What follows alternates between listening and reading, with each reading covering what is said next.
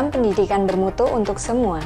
Di sini saya akan menjelaskan cara penyusunan kompetensi unit kerja untuk pengembangan kompetensi ASN berdasarkan Peraturan Menteri Pendidikan Dasar dan Menengah Nomor 6 Tahun 2025, Keputusan Menteri Pendidikan, Kebudayaan, Riset dan Teknologi Nomor 310 M 2021 dan Peraturan Lembaga Administrasi Negara Nomor 10 Tahun 2018.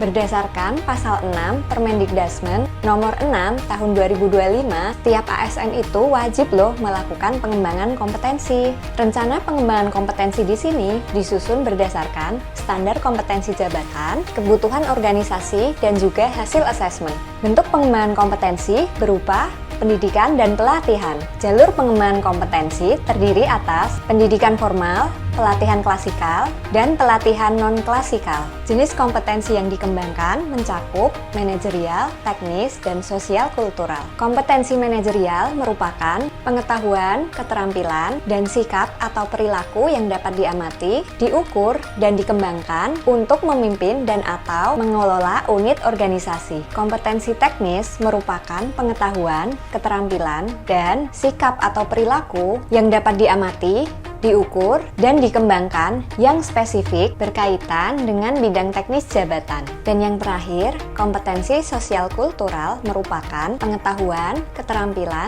sikap atau perilaku yang dapat diukur atau diamati dan dikembangkan terkait dengan pengalaman berinteraksi dengan masyarakat majemuk dalam hal agama, suku, dan budaya, perilaku, wawasan kebangsaan, etika, nilai-nilai, moral, emosi, dan prinsip yang harus dipenuhi oleh setiap pemegang jabatan untuk memperoleh hasil kerja yang sesuai dengan peran dan fungsi jabatan.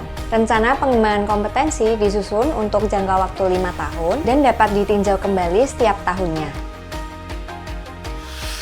Peninjauan kembali rencana pengembangan kompetensi pegawai ASN dilakukan berdasarkan usulan unit kerja, hasil evaluasi oleh biro yang membidangi urusan sumber daya manusia, dan yang ketiga, hasil evaluasi oleh pusat yang membidangi urusan pelatihan pegawai. Training Need Analysis atau TNA adalah proses penting untuk menentukan kebutuhan pelatihan pegawai agar pengembangannya sejalan dengan arah dan tujuan organisasi. Di sini kita akan menggunakan pendekatan top-down. Tahap pertama adalah dengan menjadikan kebutuhan organisasi atau visi misi dan rencana strategis organisasi sebagai dasar utama dalam menentukan arah pengembangan kompetensi pegawai. Tujuannya adalah agar pengembangan kompetensi tersebut mendukung prioritas organisasi. Selanjutnya, kebutuhan tersebut diturunkan menjadi kebutuhan kompetensi di tingkat unit kerja. Setiap unit memiliki fokus pengembangan yang selaras dengan tugas, fungsi, dan target kinerja masing-masing. Pada tahap berikutnya, pimpinan atau ketua tim penyusunan menentukan kompetensi apa saja yang perlu dikembangkan sesuai dengan kebutuhan unitnya. Dalam proses ini, terdapat kamus kompetensi teknis berdasarkan rumpun jabatan yang bisa dijadikan alat untuk memudahkan pimpinan dalam mengidentifikasi kompetensi yang relevan dengan jabatan dan fungsi pegawai.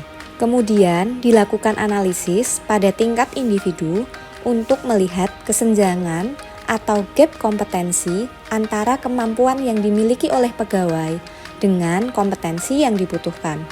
Dari hasil analisis tersebut, dirancang pelatihan yang sesuai dengan kebutuhan organisasi, sehingga pengembangan kompetensi menjadi lebih tepat sasaran. Dengan pendekatan top-down, pengembangan kompetensi pegawai menjadi lebih terarah, efektif, dan mendukung tercapainya kinerja organisasi yang optimal. Terdapat 5 tahapan penyusunan kebutuhan dan rencana pengembangan kompetensi pegawai. Tahap pertama merupakan pra-penyusunan.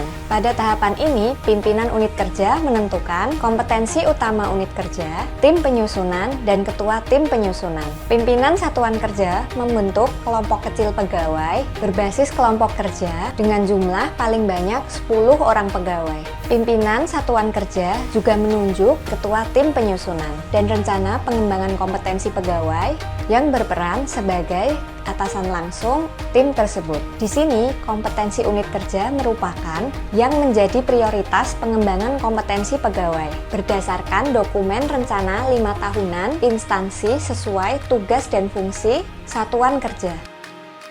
Tahap kedua adalah inventarisasi. Data kompetensi yang perlu dikembangkan dituangkan ke dalam formulir Rencana Pengembangan Individu atau RPI sebagai berikut.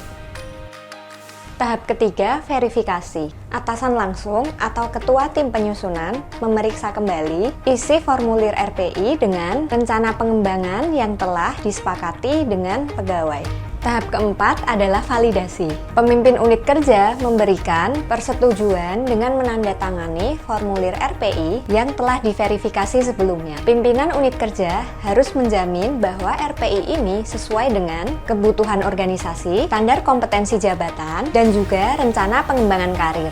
Tahap terakhir adalah input data. Di sini, pegawai mengunggah formulir RPI ke dalam aplikasi dan memasukkan rencana tersebut ke dalam sistem karir atau sistem HCDP.